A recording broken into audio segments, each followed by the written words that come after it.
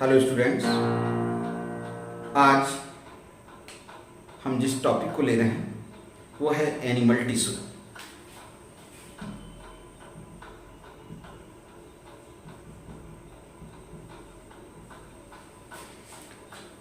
Animal tissues are much more diverse than the plant tissue in terms of division of labor and differentiation। यानी हमने animal tissue को divide किया है या animal tissue को अलग किया है प्लांट टिश्यू से उस बात में कि इनमें डिवीजन ऑफ लेबर या श्रम विभाजन और डिफरेंशिएशन होता है। ऐसा क्यों है? This is because of the highly complex structural organization and advanced features। यहाँ पर आपको मिलेंगे बहुत सारे एडवांस फीचर्स जो हम यहाँ आज देखने वाले हैं, और सभी एनिमल्स में हमको कम से कम 4 बेसिक टाइप्स के टिश्यूज देखने को मिलते हैं। सबसे पहले हम बात करते हैं इनके नाम के बारे में। एपिथेलियल टिश्यू, फर्स्ट नंबर है epithelial tissue. Then B connective tissue,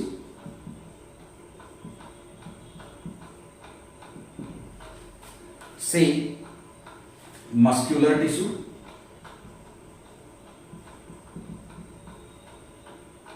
and D nervous tissue.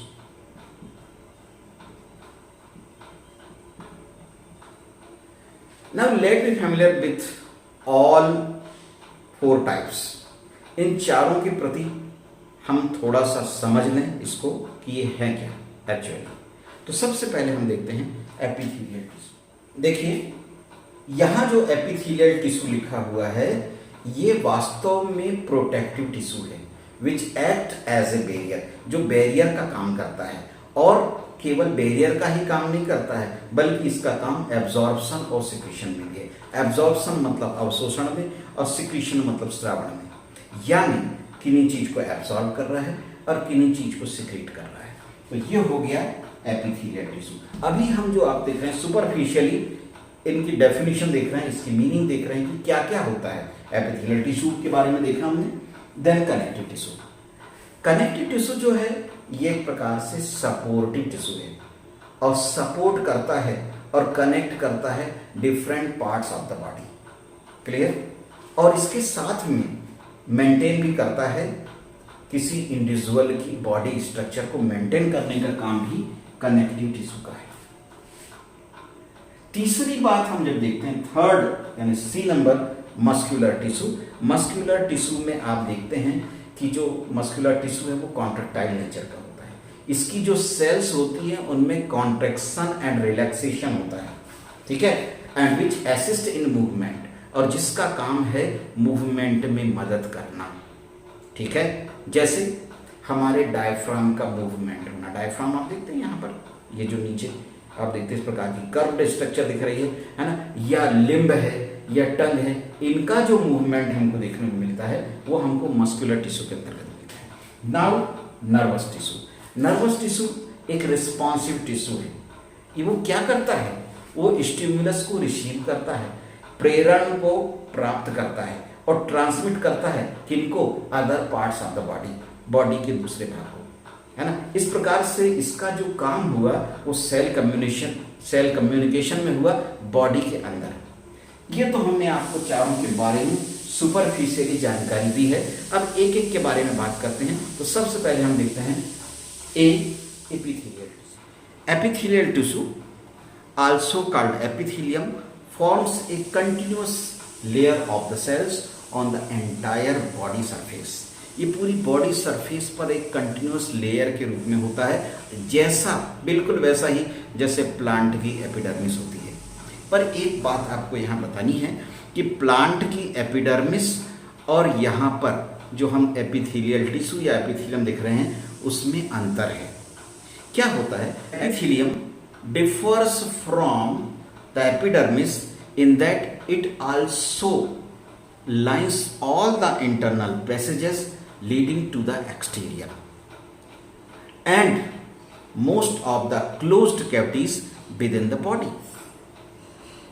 यानी मतलब ये हुआ कि जैसे प्लांट में एपिडर्मिस ऊपर की सरफेस कहला रही है, लेकिन एपिथेलियम आप देखते हैं कि इंटरनली भी आपको देखने को मिल रहा है। जैसे यदि हम बात करते हैं डाइजेस्टिव सिस्टम की, एलिमेंट्री कैनाल, तो उसकी लाइनिंग जो है इनर लाइनिंग, या रेस्पिरेटरी सिस्टम के बारे में बात करें या यूरिनोजेनाइटल सिस्टम के बारे में बात करें, वहाँ पर हमको ये देखने को मिलेगा। इस प्रकार से ये जो एपिथेलियम है वो एपिडर्मिस से भिन्न होगा। क्लियर? अब इसको देखने के लिए हमको फिर से इन पॉइंट्स को समझने के लिए या एपिथेलियल टिश्यू को समझने के लिए हमको 3 पॉइंट्स के अंतर्गत देखना पड़ेगा। सबसे पहले हम देखते हैं स्ट्रक्चर के बारे में बात करते हैं। स्ट्रक्चर कैसी है? एक continuous sheet of tightly packed adherent cell की होती है। टाइटली पैक्ड सेल्स होती हैं, ठीक है। तो इसका काम आप देख रहे हैं, प्रोटेक्शन तो है, बैरियर है, सिक्रीशन है, एब्जॉर्प्शन है, ये बात हम यहां पर देखेंगे। दूसरी बात क्या, टाइटली पैक्ड है। टाइटली पैक्ड है तो इनके बीच में आप देखते हैं कि इंटरसेलुलर स्पेस एब्सेंट होता है। आप देखिए, यदि ये सेल्स हैं तो इन सेल्स के बीच में जो इंटरसेलुलर स्पेस है वो लगभग निल है, नहीं है, बहुत कम है। तो इस तरीके से हम देखते हैं। दूसरी बात ये होती है कि ये जो सेल्स होती हैं एक बेसमेंट मेम्ब्रेन पर बेस्ड होती हैं। यदि एक छोटे से एग्जाम्पल को देख लिया जाए, मान लो ये डस्टर है, इसके ऊपर ये जो ब्लैक कलर का जो पोर्शन आपके साइड से दिखाई दे रहा है, मान लो ये सेल्स हैं, तो ये जो व्हाइट पोर्शन हुआ वो एक बेसमेंट मेम्ब्रेन है। इस पर आधारित, इस पर लगी हुई सेल्स हैं जिनको हमने एपिथेलियल सेल्स कहा है। तो इस प्रकार से आप देखते हैं कि the cells are bound in a non cellular basement membrane at the base. इस बेस पर आपको ये सेल्स देखने को मिलती है।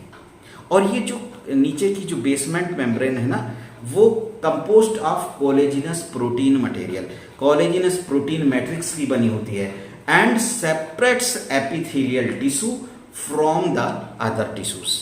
तो ये वाली बात हमको देखने को मिलती है। तो सबसे पहले हमने स्ट्रक्चर में यही बात देखी। कौन कौन सी?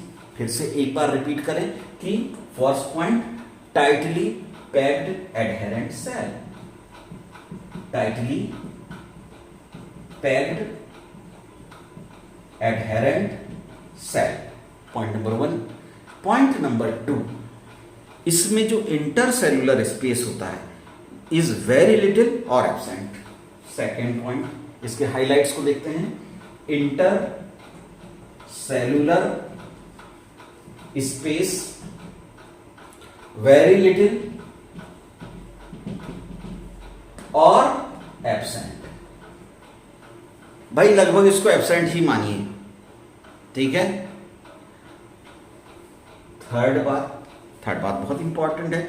The cells are bound to a non-cellular basement membrane.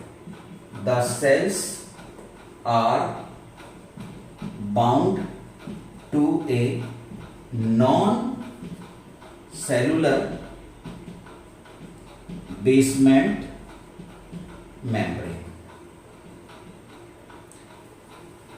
जिस प्रकार मकान को बनाते हैं उसका बेस मजबूत होना है, उस बेस पर पूरी बिल्डिंग तैयार हो रही है, उसी तरीके से यहाँ पर भी हम देखते हैं कि हमारे सामने बेसमेंट मेम्ब्रेन है और उस बेसमेंट मेम्ब्रेन पर सेल्स का जमाव है, सेल्स जमी हुई है। अब हम यहाँ पर बात करते हैं एपिथेलियल टिश्यू के फंक्शंस के बारे में बात करते हैं। चलिए देखते हैं फंक्शंस।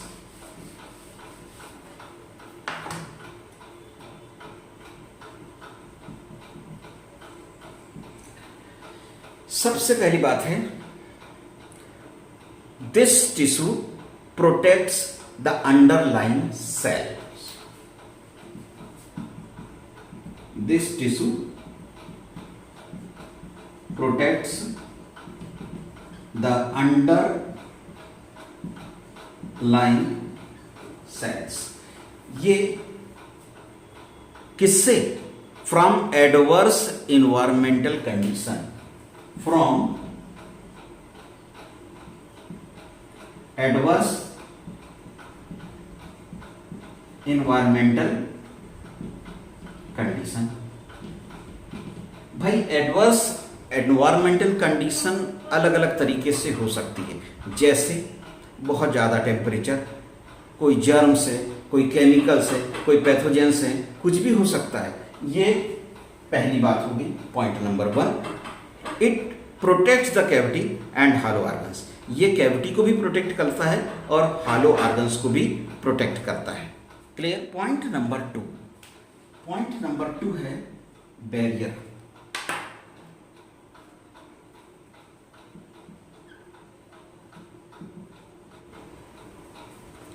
जो एपिथेलियल होता है या epithelial tissue forms an effective barrier and separates different body systems. एक प्रकार से ये बैरियर का काम करता है। एक वर्क ये हो गया। थर्ड बात आती है exchange of materials. Exchange of materials. The permeability of epithelial cells plays an important role in the exchange of materials. पदार्थों के आदान प्रदान में, किनके बीच में, बॉडी के और एक्सटर्नल इन्वायरमेंट के बीच में मटेरियल के आदान प्रदान में मदद करती है एपिथेलियल टिश्यू। क्लियर। अब हम बात करते हैं फोर्थ, एब्जॉर्प्शन। एब्जॉर्प्शन एब्जॉर्प्शन की जहाँ तक बात आती है कि जैसे हम एलिमेंट्री कैनाल के बारे में बात करते हैं। एलिमेंट्री कैनाल में विलाई आते हैं। विलाई क्या है और विलाई का फंक्शन क्या है? स्मॉल इंटेस्टाइन में आपको फिंगर लाइक प्रोजेक्शंस दिखाई देते हैं। स्मॉल इंटेस्टाइन में इंटरनली आप देखते हैं this finger like projections are called villi. Their function is to increase the absorptive area of the intestine. ये इंटेस्टाइन के एब्जॉर्प्टिव एरिया को बढ़ाते हैं, यानी यहाँ पर थोड़ा सा एपिथेलियल सेल्स या एपिथेलियल टिश्यू का वर्क क्या हो गया है? एब्जॉर्प्शन में। किनके? वाटर और न्यूट्रिएंट्स के। फिर एक बात करते हैं और फिफ्थ पॉइंट, सिक्रीशन। देखिए एपिथेलियल टिश्यू का एक और मॉडिफिकेशन यहाँ पर हमको देखने को मिलता है कि एपिथेलियल सेल्स कुछ ऐसी हमको मिलेंगी जिनका सिक्रेटरी नेचर होता है, जो कुछ मटेरियल को स्रावित करती हैं, जो किसी मटेरियल को निकालती हैं। वो वेरियस सब्सटेंस हो सकते हैं, वो सेलाइवा हो सकता है, वो एंजाइम्स हो सकता है, वो हार्मोन्स हो सकता है ना। और जो रिप्रोडक्टिव आर्गन के बारे में बात करते हैं, वहाँ की जो एपिथेलियल सेल्स होती हैं वो तो गैमीट्स का फॉर्मेशन करती है। याद करिए, आपको ओवरी की स्ट्रक्चर मालूम होनी चाहिए। ओवरी की स्ट्रक्चर में आप देखते हैं, मान लो ये रफ डायग्राम है। ओवरी की स्ट्रक्चर में आप देखते हैं आउटर, हम जब यहाँ पर लेवलिंग करते हैं तो हम इसको बोलते हैं जर्मिनल एपिथेलियम। देख लीजिए ये वाली जो सेल्स हैं जर्मिनल एपिथेलियम, ये जर्मिनल एपिथेलियल सेल्स होती हैं। और इन्हीं से आगे चल के आप देखते हैं कि ओवा बनते हैं, ठीक है, ओवा का फॉर्मेशन होता है। तो जर्मिनल एपिथेलियम वहां पर ये भी काम कर रहे हैं। तो इस प्रकार से इसका जो एक काम है, फिफ्थ नंबर है, वो है सिक्रीशन। और फिर एक बहुत इंपॉर्टेंट काम ये भी है कि नर्व कंडक्शन में हेल्प करना। देखिए हमने इतने सारे पॉइंट्स यहाँ बता दिए हैं और ये सभी महत्वपूर्ण हैं। नर्व कंडक्शन, कैसे नर्व कंडक्शन में मदद करते हैं, थोड़ा सा ध्यान करिए।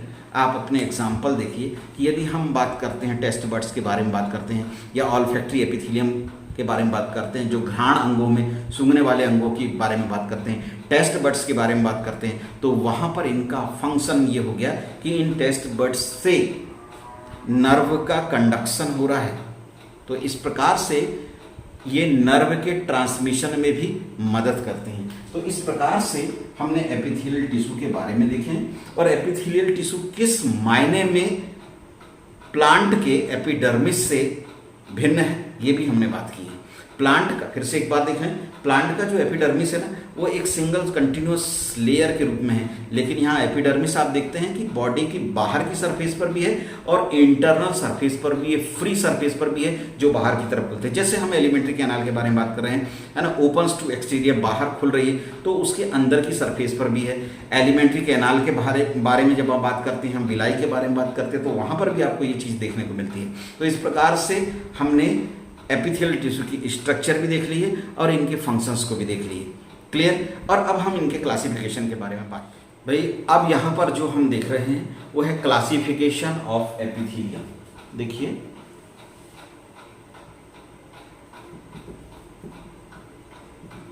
Classification of epithelium. एपिथेलियम का जो क्लासिफिकेशन हम यहां देखने जा रहे हैं वो दो बातों पर आधारित है, दो बेस हैं उसके। फर्स्ट है on the basis of the number of cell layer, on the basis of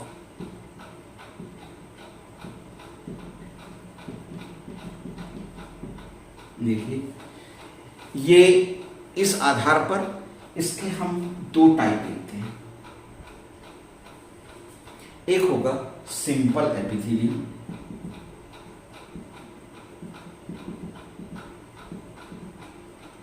और एक को बोलेंगे कंपाउंड एपिथेलियम, या इसको स्ट्रेटिफाइड एपिथेलियम बोलना इस समय ज्यादा उपयुक्त है। स्ट्रेटिफाइड और कंपाउंड एपिथेलियम। देखिए स्ट्रेटिफाइड मतलब हम यहां पर जब बात कर रहे हैं कि कंसिस्ट ऑफ 2 लेयर्स और मोर देन 2 लेयर्स, स्तरित रूप में।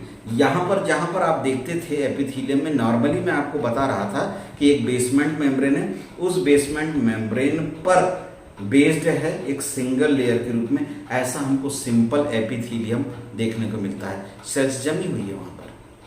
लेकिन स्ट्रेटिफाइड एपिथेलियम में उसके स्तर हैं, एक लेयर, दूसरी लेयर, तीसरी लेयर, चौथी लेयर, इस तरीके से हमको देखने को मिलती है।